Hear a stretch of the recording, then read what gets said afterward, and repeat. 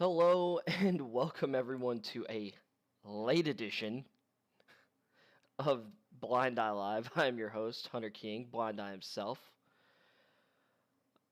You know the spiel at this point. Unless you don't, but whatever. Sorry, I'm starting later than usual. This one was not planned like Tuesday. I've been dealing with a migraine since this morning, and I'm doing all right. Head's still a little sore, but the worst is past. So I can function and read now. As well as I can read anyway. But anyway, on today's show, I'll probably start off with a little blurb about Michael Porter Jr. Dude is going off right now. He had an incredible month of April. I have a rant on the NHL and particularly their player safety division. And then we'll probably hit some news stories in there, and then I'm going to probably get into my winners and losers of undrafted free agency. It's been a week. Well, as of this evening, it'll have been a week since round one of the draft. Of course, the draft ended on Saturday. A lot of the UFAs have been signed already, or at least the good ones. So,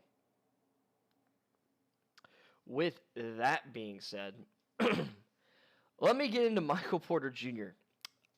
So, of course, a couple weeks back, Jamal Murray went down with a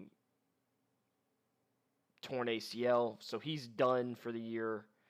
Probably done till, spring of next year. But the Nuggets have still been rolling, playing extremely well, and one of the biggest reasons for that is Michael Porter Jr. Now, Nikola Jokic is cementing his MVP case. He is putting the cherry on top of what should be a MVP award Sunday for him this season. Nikola Jokic has been the best player for the entire regular season, as far as I'm concerned. He's earned it. And they did get a really good pickup off the buyout market in Austin Rivers. I don't think they got him in a trade. I think it was off the buyout market, which that's helped their guard rotation for sure. Campazzo's been really good in that period of time. Monty Morris has been fine stepping into a bigger role. But Michael Porter Jr. has been lights out for like the last month, averaging over 25 points a game. Guys grabbing anywhere from 6 to 8 rebounds a game. Or I want to say he's averaging over like 7 rebounds a game. I think last time I checked. Great shooting splits. I think the guy's shooting like 45% from 3 for the whole entire season. I mean, this dude is between 6'10", 6'11". He has great feel with the ball in his hands. He's got one of the best jump shots in the league. His fundamentals, too, are incredible. Like, his ability to get, like, his body control. He'll have these moments where he's got the ball and he's going, like, perpendicular to the basket across the lane, and he turns, like, 90 degrees in midair or sometimes even more. But before he releases the ball, he straightens out his entire body and gets his body into perfect fundamental position. I mean, it's like this man just committed Kobe Bryant and Michael Jordan's footwork and body control on these type of shots to like memory and then downloaded it into every fiber of his being. Michael Porter Jr., I'm not saying he's Kobe or Michael Jordan. I'm just saying this guy's scoring ability and his shooting ability is elite. And he's a better three-point shooter than either of those two. I will say that. And he's playing much improved defense. It's night and day from last year's rookie season. And even more so, it's night and day from the beginning of the season and even more so from like last season. but he's competing. Is he a great defender? No. You might not even say he's necessarily a plus defender yet, but he has positive plays, he has negative plays, but he's playing for a guy who this is his second full year playing NBA basketball. His defense is markedly improved. And he is a huge part of why they've been able to sustain their level of play without Jamal Murray. And it's very possible that when Jamal Murray returns, he's not the second best player on the Nuggets at that point. And you might argue already that Porter is the second best player on the Nuggets. Now, Murray obviously has elite scoring ability, but he doesn't have the defensive upside and versatility of Michael Porter Jr. He can't score in the variety of ways as Michael Porter Jr. And so far, Porter's three-point shooting has been, efficiency-wise, better than Murray. Like, flat out better. And I'm a big Jamal Murray fan, so don't take this as a diss. It's just, Porter's really good. Now, he right now, nowhere near the playmaker Murray is. But even for that, Murray's like a secondary playmaker on this team to Nikola Jokic. And one of Porter's elite abilities is he's an awesome cutter. This guy, he just moves and he gets into open space and he can finish on the move, finish through contact, around contact. He's so long. He has some finishes this year where it's like, sure, you got your body between Michael Porter and the basket, but he looped his arm around and it's basically like a normal layup for most, guards and smaller you didn't really do anything to stop him. So, except create contact and end up inadvertently, in some cases, drawing a foul that gave him an easy three-point play. Michael Porter Jr. is for real, and it's crazy that this guy fell to 14th overall. The last pick of the lottery where the Nuggets got him. Yes, those back concerns were somewhat legit, but since then, since getting on the floor, he hasn't had any back issues for the last, year and a half, whatever. Or let's just say the last 2 seasons since he's gotten on the court. And he's playing incredibly well. So, he's looking exactly like the player that many people had as the number one player in the draft. Or in his draft class. For a big stretch of time. At the very least, he was the number one recruit coming out of high school in the United States at the time. So, Michael Porter Jr., lighten it up. Congrats to you.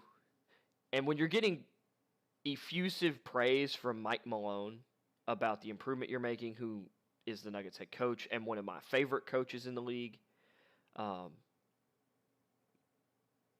say you're doing everything right. And as Austin Rivers put it recently in a press conference, there was a lot of stuff that people were saying about Michael Porter Jr. as a person. And I get here and I get to meet him, get to know him, seeing him work. And Austin Rivers like, it's interesting how people just decide who you are. Like, who is who.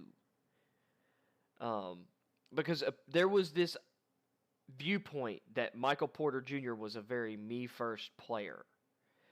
And everyone around the Denver organization, and Austin Rivers, who's just gotten there, sees a hardworking guy who is excited to learn, wanting to learn, constantly asking for feedback and coaching. And with the way he plays, as good as he is on ball, because of being around Jokic and Murray, he plays off ball a lot. Now, he's not the playmaker those guys are, but in terms of pure scoring talent, he's beyond them already, as far as I'm concerned. And Jokic is an elite scorer. Murray's a great scorer. Neither of them have the scoring upside and potential as Porter. Porter cuts around, moves in just incredibly well off ball, and he's had multiple plays this season, like chase down blocks and defensive plays that, I'm sorry, me first guys just don't make the effort to do that. So, and even if he was maybe a little bit as a teenager or whatever, what teenagers don't fall into the me first thing? Like, you're transitioning into adulthood and figuring yourself out and trying to grow as a person. A lot of times you are kind of selfish. And honestly, most of us are innately, in many ways, selfish. But him learning to be a part of a team environment, and he was drafted and put into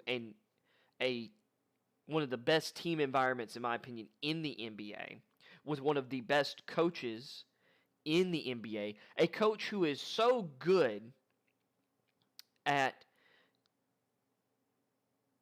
relating to players and motivating players and building trust with players, that Boogie Cousins, who had issues with every coach up to his career, some of them probably fairly, I'm going to be honest. Boogie's a real competitive guy. He loved Michael Malone, and it was probably the last straw for him in Sacramento when they fired Mike Malone, which was one of the biggest mistakes the Kings made over the past, like, however long. And then they ran Dave Yeager out of town, too, when they had, like, the best season they'd had, I think, since the last time they'd made the playoffs. They'd still missed the playoffs that year, but they'd had a really good season by their standards and showed a lot of improvement. Yeah, we're going to get rid of him and hire Luke Walton. It's worked out swell. Anyway, Michael Porter Jr., congrats to you. Claps again for you. Exciting to see that development. From there, I'm just going to go ahead and get in the NHL rant. So, for people who don't follow hockey, there was a game between the Washington Capitals and New York Rangers. I believe it was over the weekend, or at least the beginning of the week, where there was a loose puck around the net. A Rangers player was trying to put the ball in the net. Stick struck, like, lightly struck the goalie, like, whatever. Defenseman comes over to, like push that player away from his goalie, like, protect the goalie. I get it. So he goes to the ground. Wilson comes over, or this Tom Wilson comes over, and he takes that guy's head, shoves it into the ice, tries to do it again, then sucker punches the guy, like, right behind, like, his ear, while he's basically grounded like that. No defense. Rangers player comes over, or a couple Rangers come over and, like, basically, it wasn't a full-on tackle, but they carry him away from their guy. So one of the players involved in that is one of the best players on the Rangers, one of the more exciting players in the league. I think it's Alexander Panarin. I know his last name's Panarin. Panarin kind of wheels away with Wilson. Wilson just rips Panarin's helmet off and takes him down to the ice, tries to smash his head into the ice. Sucker punches him. As far as I'm concerned, it was a sucker punch. Wilson could have severely injured two people in this. And fights happen in hockey all the time. It's how this went down. Wilson has been suspended and fined on numerous occasions. So Panarin, because of concussion protocols and whatnot, had to leave the game. They end up losing. Wilson Wilson, for all of this, only gets like, he's only out for a certain period of time. He does not get ejected as he should have been. He comes back in and he scores the last goal of the game for the Capitals in a 6-3 win over the Rangers. And in the aftermath, everyone's upset with this. Well, except for the Capitals coach, because this is just normal stuff. I didn't see anything wrong with that. Well, of course not. You're not going to throw your player on the bus, even though this guy deserves it. Apparently, the Capitals enjoy having a dirty piece of crap player. There's a difference between being physical and aggressive and being dirty. Wilson's a dirty player. So the NHL ends up fining Wilson $5,000, no suspension. Wilson has been suspended for less on a couple occasions. And this guy has been suspended for extended periods of time. Like fairly long suspensions for stuff he's done in the past. So the Rangers immediately protest this decision and called for the firing. I can't remember the guy who is in charge of player safety at the moment. It used to be Brendan Shanahan, and it might still be, but don't hold me to that. The current head of player safety, they basically demanded he be fired. So the Rangers, one second.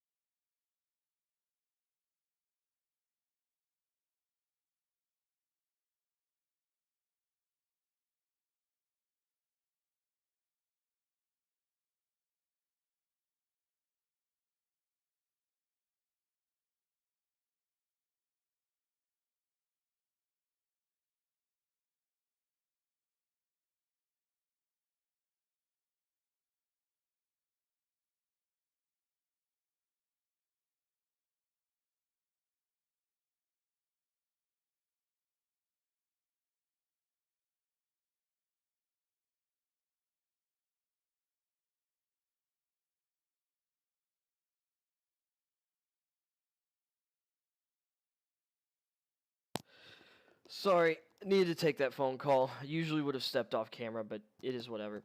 Because this stream is going to be short because I have somewhere to be at 5:30. So I'm going to finish this, and then I guess I'll save some news stuff till tomorrow. Because there's one big thing that I didn't put in the thing. I'm just going to save it for tomorrow. Because that's a rant for tomorrow when I have more time. Because it could go forever. Because it dovetails into some other things I want to talk about. One of the reasons I started this, or why I'm doing what I'm doing in the first place. So, but anyway, back on topic. The Rangers have been fined $250,000 by the NHL because they complained and rightfully as far as I'm concerned, demanded the resignation or the firing of the head of player safety for a $5,000 fine to a guy who, as far as I'm concerned, tried to injure two people.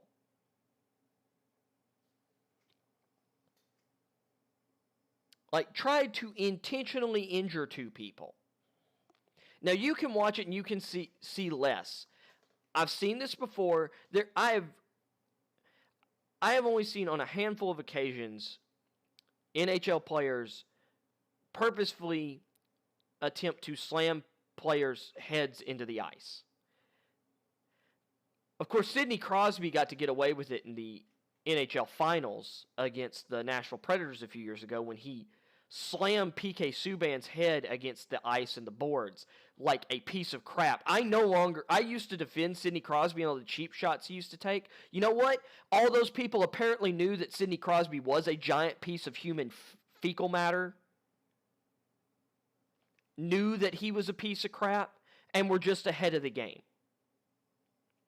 So Sidney Crosby, you're a piece of crap. Ever since then I've gone from being a fan of yours to despising you for being just a terrible human being. What he did in that, and he got away with it. There was no penalty on him. There was no fine, no suspension from the NHL because Sidney Crosby was the next great one. He was Wayne Gretzky reincarnated. Give me a break. And that was overblown anyway. Alexander Ovechkin's better than Crosby. But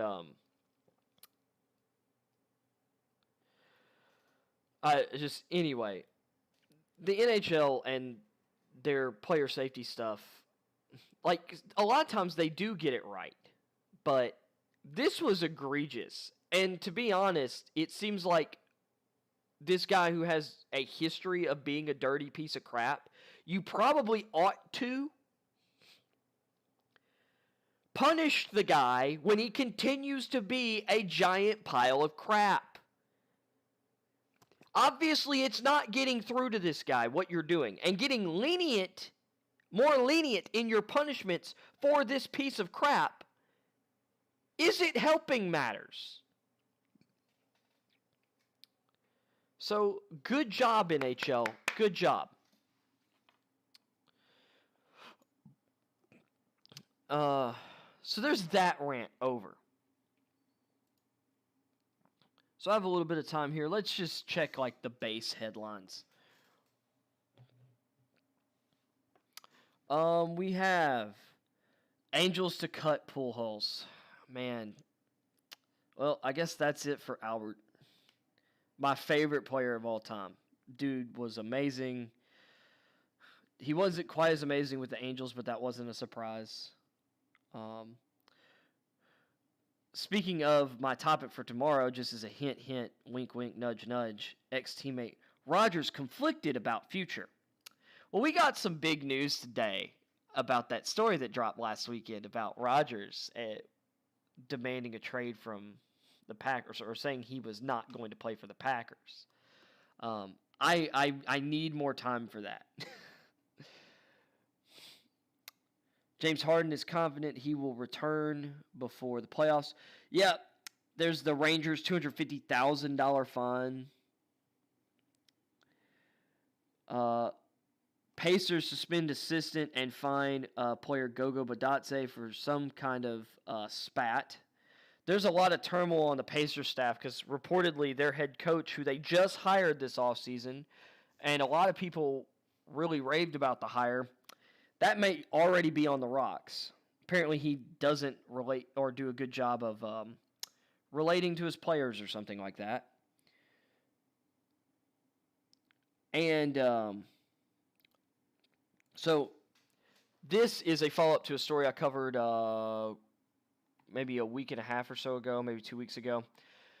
So cornerback Justin Lane pleads guilty to lesser charge, has felony gun charge dropped.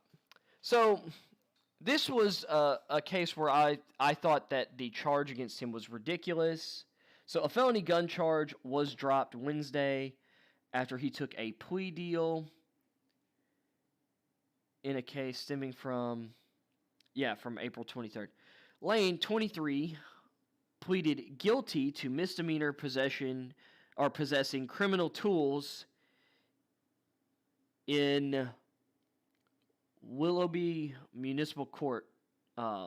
Lane received a 6 months of probation, 32 hours of community service, and a $500 fine, and was ordered to pay court costs.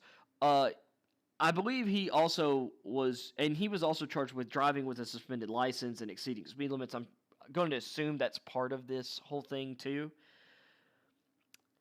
The pleading guilty to possessing criminal tools is bullcrap. Because basically what happened here is the original charge was, he was initially pulled over on I-90 for going 89 miles per hour in a 60 mile per hour zone. That was dumb. During the traffic stop, officers found a loaded pistol. Lane was arrested on suspicion of felony transportation of a firearm inside of a vehicle, which, here's the thing. different states have different laws. Some of them have really stupid laws. Now, the way I understand this statute, which could be wrong because I am not a lawyer,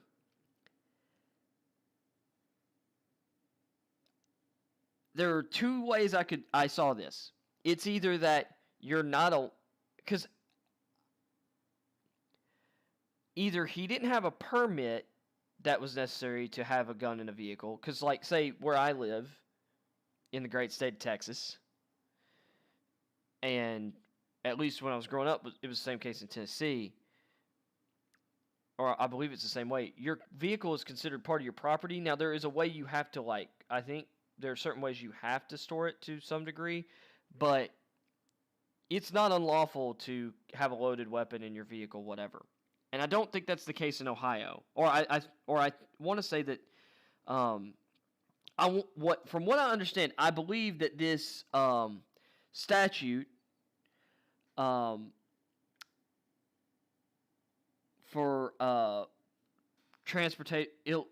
felony transportation of a firearm inside of a vehicle is because he had it while committing a crime, which is one of the stupid things that different jurisdictions are allowed to do, is make legal things illegal for arbitrary reasons. Now, like armed robbery is bad. Like pointing a gun at people and stealing from them is bad. But, and like having a gun on you while committing certain offenses, absolutely, probably should up the charge, whatever, maybe. I would like to listen to lawyers on different sides of that issue debate that than me with my very limited legal opinion. But this was bullcrap, because there was no mention in the arrest of any criminal tools. Like, it's not like he had like a bunch of lock picks or miniature breaching charges, like different things. And there was no talk of drug paraphernalia or anything. So criminal tools is just them, like, to me, this is just them being crappy. Because from what I understand, he did have a license for this firearm. Now, here's the dumb thing. You were driving 29 miles over the speed limit on a suspended license. Or potentially suspended license. I'm going to assume it is a suspended license. That was dumb. This gun charge was bullcrap. So, luckily he was able to plead down. He's not going to serve any jail time. Hopefully he's just more careful and, doesn't do juvenile stuff that jeopardizes him doing things that he should legitimately be allowed to do as an American citizen, as a free individual. So yeah. With that being said, let's find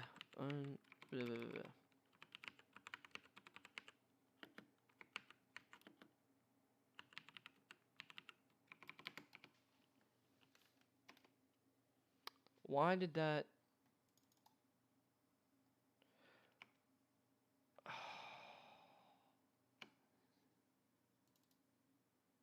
Nope.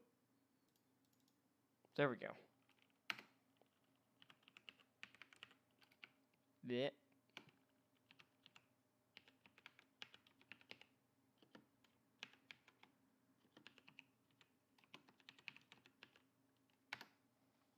Okay, I'm going to find a list of the undrafted free agents. I'm going to do that real quick, and then I'm going to cut the stream because I got to be places. So, let's see what we got here for... I'm going to have to move my camera because of how their side is oriented.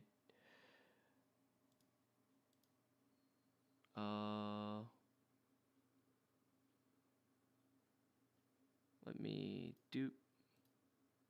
Please expand. Nope. No. Sorry. Technical difficulties. I say technical difficulties. No, I'm just being dumb over here. Let's see. I think it's this one. And then I grab. Nope. Gosh darn it. Nope. I clicked on that. There we go. So let's move me over here. Boom. Alright, let's get back to it. Also, let's pause this stupid stinking video over here that no one cares about. Let me check my camera placement. Okay. I'm used to leaning more right because of how certain sites are oriented, and CBS Sports, I think that's where I'm at, orients things differently. Okay. So the Buffalo Bills, Tariq Thompson, safety, San Diego State. I'm not going to read like all of these. Just the ones I think are relevant. Nick McLeod, Quentin Morris. Yeah, the Bills didn't really get anyone that I think is like that notable. Maybe McLeod and Morris there, but eh. Miami Dolphins only signed 2 guys. Rob Jones. Oh, I like Rob Jones out of Middle Tennessee State. He was a day 3 guard prospect. I thought would go kind of late that I kind of liked. And then Jerome Johnson, defensive tackle for Indiana's really good defense. He could make the roster as a rundown D tackle. See the Jets here. Kenny Yeboah. A lot of people were really high on his potential coming out of Ole Miss. I'm kind of meh about him, but Jets needed tight end depth. Hamilcar Rashad Jr. of Oregon State has one of the more interesting names. But yeah. Okay. So those are the only AFC East teams who have made any moves. Apparently the Patriots... Oh, wait. The Patriots... Yeah, the Patriots hadn't signed anyone, apparently, yet. AFC North, the Ravens signed a bunch of people. Ravens get our Darius Washington TCU, one of my top 10 safeties. They got him undrafted. That's great for them. Sam Cooper of Merrimack, Merrimack. There were a lot of people who had him going like somewhere between rounds 5 and 7. Maybe he's interesting.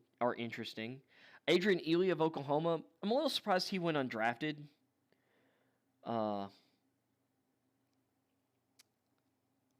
Arkansas defensive tackle Xavier Kelly, and then Foster Serrell, the other tackle from Stanford in this draft, who was not Walker Little. So obviously they decided they needed more offensive line depth with the Ravens.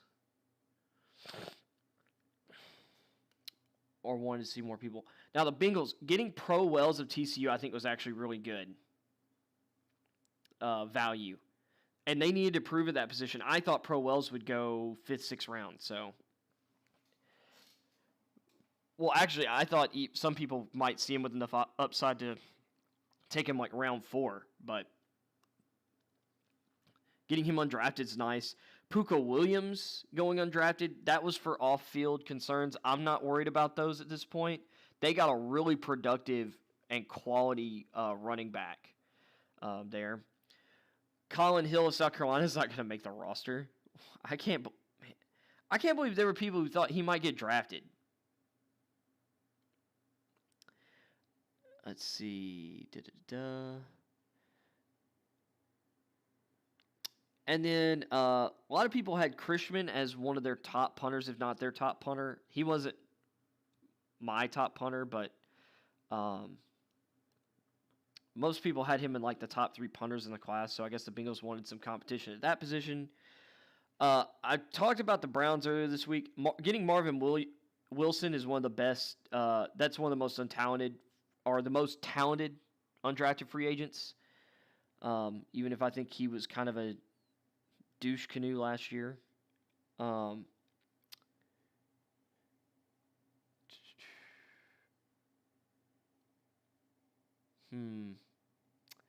there were some people who thought Manny Rugamamba would get drafted.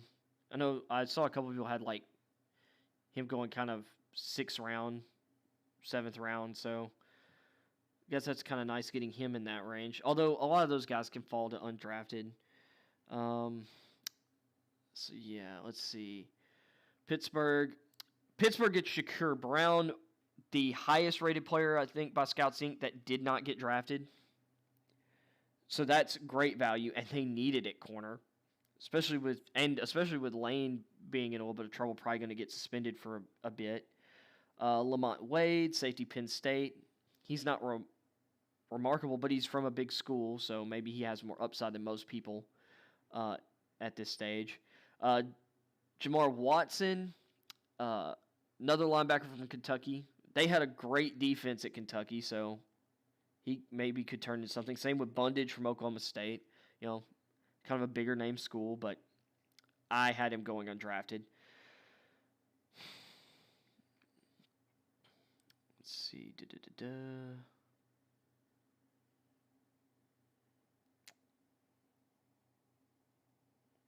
And then you've got Donovan Steiner of Florida. No, not that Steiner family. This man is not a practitioner of Steiner math. But, let's see. Houston Texans, you've got Carson Green out of A&M. I like Ryan McCollum out of A&M. I figured he would get drafted. I thought he'd go like 5th round. So that's good value there. And I like Damon Hazelton. Hazelton, I feel like is a little bit slept on. I'm not necessarily shocked he went undrafted.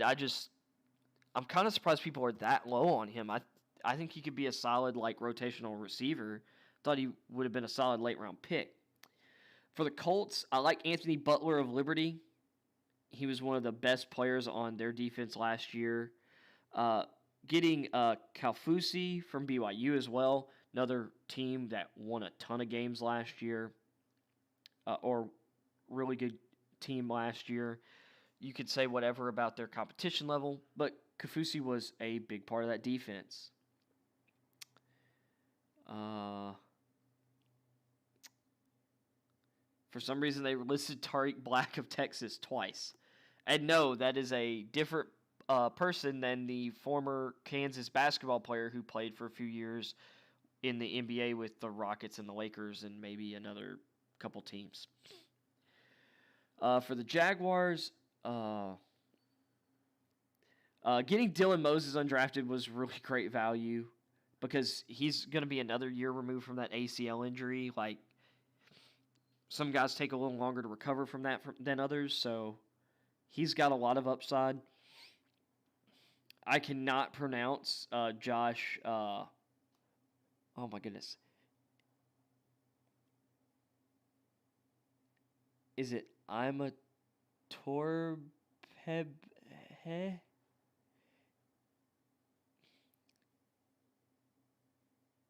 Ima Torbhebe. What a name. I'm not going to attempt to butcher that again. There's you a name. Getting DJ Daniel. DJ Daniel is a really good slot corner. He's slow, and that's why he ended up going undrafted. I think he ran like a 4.6 140. But he's a good underneath cover player. So he should be a solid slot corner, and especially for zone-heavy teams. Tim Jones of Southern Mississippi has some upside. Let's see. As for my Titans, Naquan Jones used to tackle Michigan State. Sure. Tory Carter of LSU was one of the best fullbacks in the draft. He works for us. Getting Miller Forrestall from Alabama. I mean, he's more of a blocking tight end, but he can do some underneath stuff. And for our scheme, actually, Forrestall fits really well for us. Cole Banwart of Iowa. Iowa technically sound like guys, so he should give us some decent depth there. We got Ohio State kicker Blake Hubel, who was one of the better kickers for a lot of people in this draft. Briley Moore of Kansas State, tight end. Okay. A lot of people had him getting drafted, so that's, I guess, good for us. And then Chandon Herring.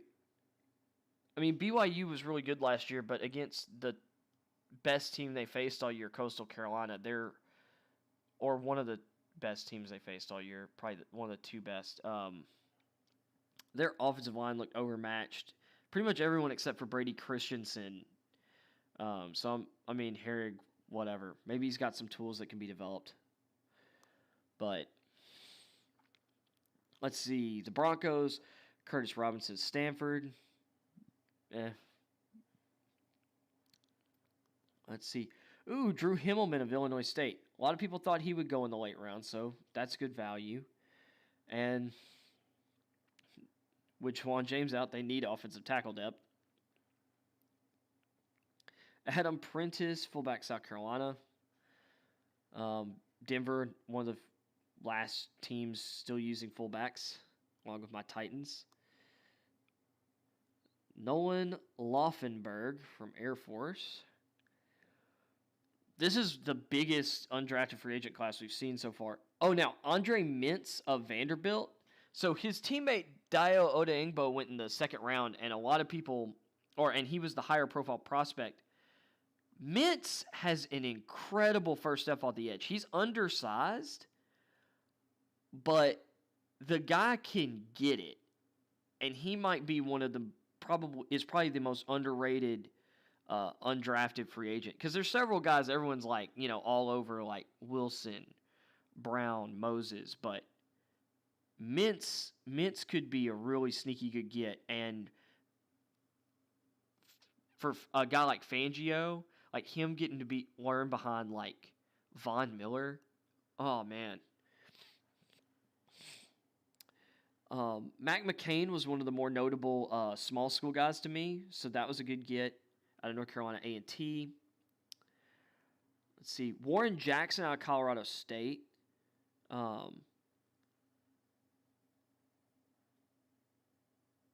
Colorado State has put out a couple really good receivers in recent years, so I'd keep an eye on him.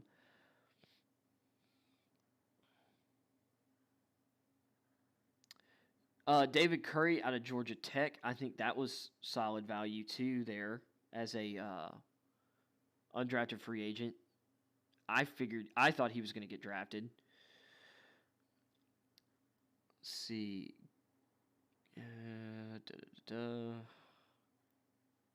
Ooh, Darius Stills. This is another really good one. I like Stills a lot. Can't believe he went undrafted. Raiders need D-line help, so good for them getting him.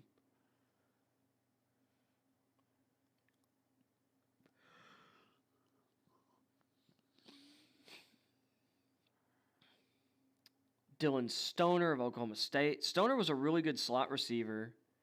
I don't know if he's going to get a real shot to make the team, but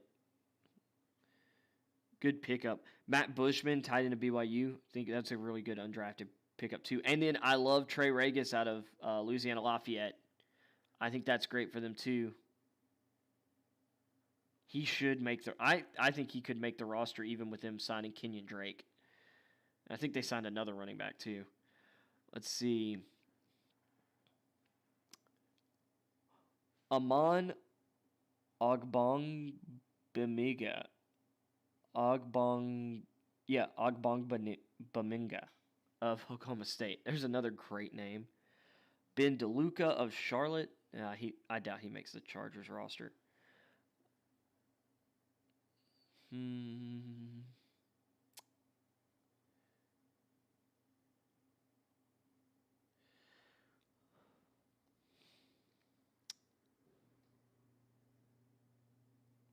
Ooh, okay.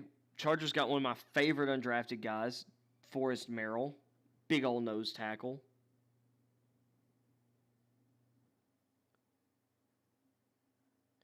Chiefs pick up Shane Buechele. They've got several they've still got Chad Henne on the roster. They've still got and I'm going to have to blow through this. They've still got, they signed Jordan Ta'amu last year, but Bouchel gives them competition for backup quarterback spot. And they had another guy on their roster, too, but I like the Bouchel pickup. I thought he should have been drafted. I liked him better than Ian Book and Sam Ehlinger, and they both got drafted.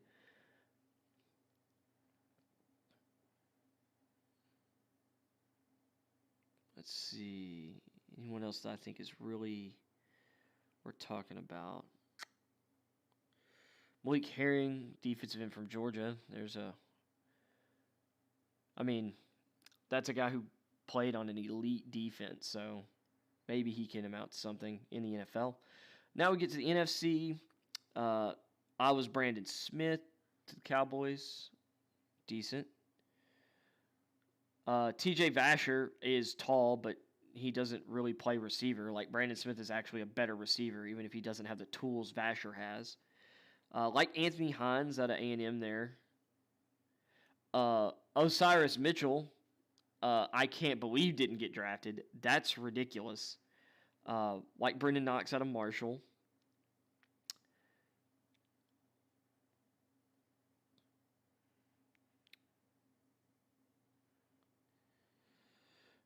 And they snagged a couple tight ends. But I don't know I don't really know. I'm skeptical either of them will amount to much of anything. Like most undrafted guys. See the Giants. Brett Heggie or Hedgie of Florida. That's a weird name.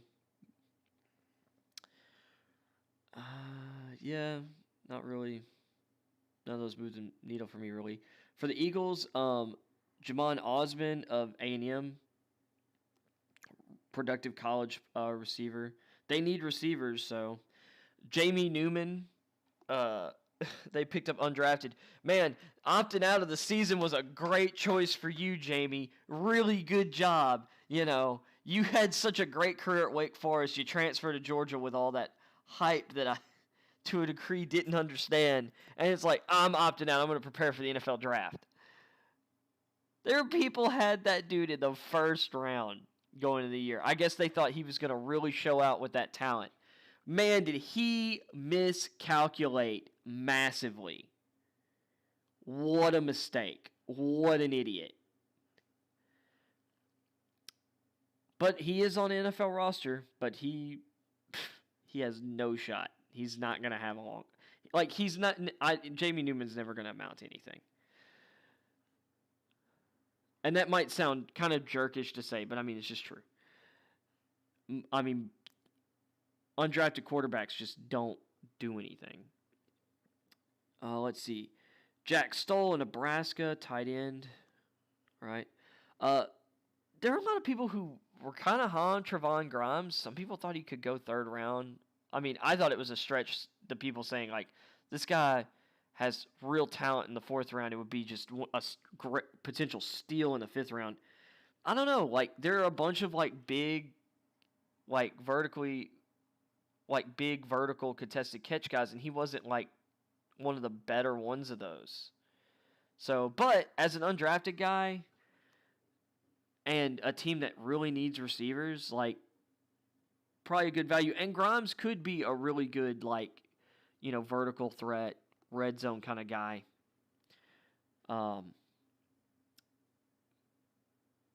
But, you know, whatever. Good values, great values, an undrafted guy, though.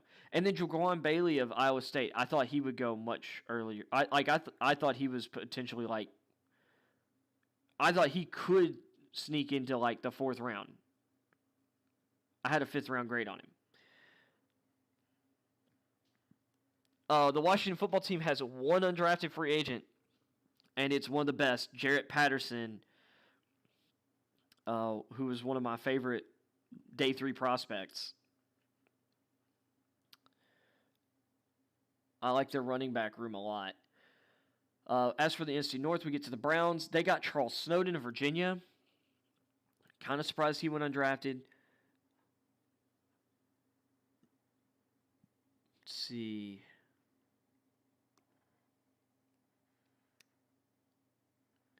Gunnar Vogel, offensive tackle from Northwestern. Their other offensive tackle, maybe he could be worth something. Gage Cervenka of Clemson. High-profile name there. And then they got C.J. Maribel out of Coastal Carolina as an undrafted free agent. I had a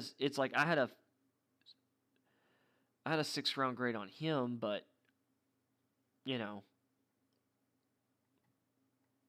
good for their running back depth.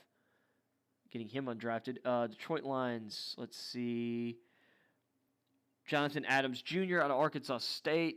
Like that. If I'm not mistaken, Adams is the Arkansas State receiver who had like the crazy 300-yard receiving game. I might be wrong. That might have been another Arkansas State guy. But Adams is a pretty nice player in his own, or out of Arkansas State. I haven't done like a ton of tape work, but I did watch a few Arkansas State games, and Adams was really good against that level of competition. So taking a flyer on him's good. The Lions took a flyer on Sage Surratt. I'm fine with that undrafted. I didn't like the guy, and there were a lot of people who were saying, like, people who thought that Surratt was gonna go like in the middle of the draft. Some people like had him as like a 2nd round player, even up to the draft. The guy doesn't separate. And he doesn't even use his size that well. So, Drake Johnson out of Kentucky, center, nice pickup for the Lions. Let's see. Getting Tommy Kramer of Notre Dame undrafted is nice. Javon McKinley out of Notre Dame. Let's see. Oh, Jake Hausman, the other tight end from Ohio State.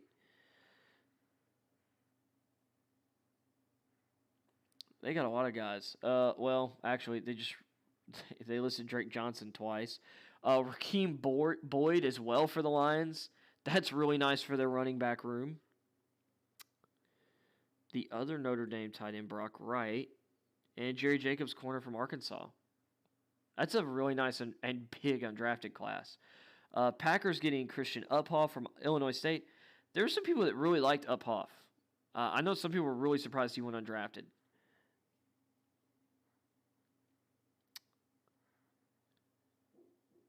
But let's see. Just blazing through the rest of this. I love the Vikings getting Blake Frohl. He's like a more athletic Adam Thielen. Really good move. One of the best names in the draft, Walt Filer from Indiana, wide receiver. The best kicker in the draft, other than Evan McPherson, was Riley Patterson of Memphis. The Vikings get him. That's good. Tough Borland, great pedigree. So solid there. Let's seriously blow through this. Let's see, NFC South. Falcons getting Marcus Murphy late or undrafted from Mississippi State. Felipe Franks. Now that was a really good get undrafted. I can't believe Franks didn't get drafted. Javian Hawkins, really like top level 3rd down back type player. I think that was a really good value. South Dakota School of Mines. Jack Bartho the 4th, offensive tackle. I didn't even know that school existed. Let's see. Anything else interesting here? J.R. Pace, DB from Northwestern. Northwestern's defense was really good last year, so that might be a nice undrafted flyer there. Eli Howard of Texas Tech went undrafted. That's good value.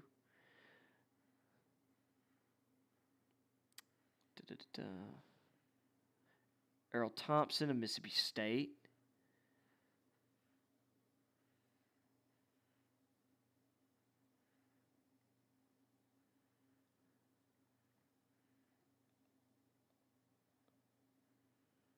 And Falcons did nicely in undrafted free agency. Let's see, the Panthers. Patty Fisher, linebacker, Northwestern. I like that. Getting David Moore out of Grambling State was a steal as an undrafted player. One of my favorites there. Mason Stockey, running back from Wisconsin. Spencer. Oh, they got Spencer Brown undrafted out of UAB. That was nice. And Dragucevic, Oscar Dragucevic, Washington State punter. Honestly, never heard of him. I didn't know the guy's name. I like the Panthers class just on the strength of Brown, Moore for sure, and Fisher. Those are three really solid moves there. The Saints, of course, they signed a guy named Trill Williams. Dude's name is actually Trill. Mike Brown of West Virginia. Shaq Smith of Maryland. I love Bryce Thompson to the Saints. That dude could be a slot corner, free safety hybrid. He's a competitor and he's really intelligent. Stevie Scott out of Indiana is a really good undrafted running back grab there.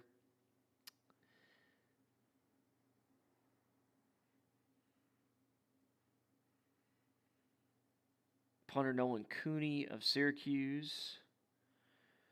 So that's, decent work for the. It's like I like Thompson for and Scott for the Saints for sure. Buccaneers getting Jose Borales, I believe is how you pronounce that. A lot of people really like him or his potential at the NFL level. So, and he was good in college. So good get for Tampa there. Cedarius Henderson of South Carolina. I think that's good, or was a good snag there. He could amount to something. All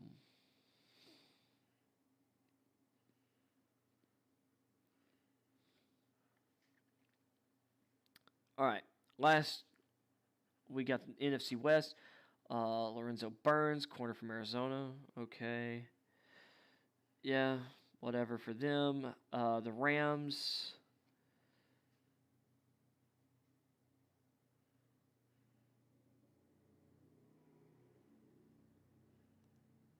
Getting Alaric Jackson undrafted. There were some people that were really low on him. I know, like Marcus Whitman, but no one was like undrafted low on Alaric Jackson. So that's good value. He's at least should be technically proficient coming from Iowa.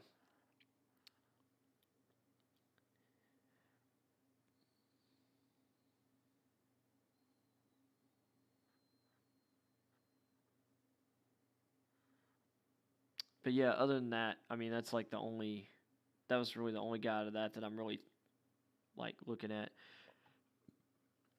Let's see, the 49ers. Josh Peterson.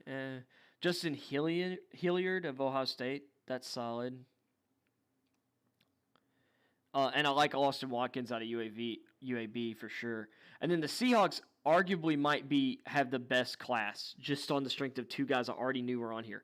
So they get Tamorrion Terry. Tamorrion Terry has been clocked at speeds in excess of 24 miles per hour, and he's big and long and vertically athletic. Like that's a steal. I couldn't believe he didn't go in the fourth round. B.J. Emmons, running back FAU. Fine undrafted running back flyer. Cade Johnson, one of my favorite like day 3 prospects at receiver. That guy could end up being their starting slot receiver this year. It wouldn't even shock me.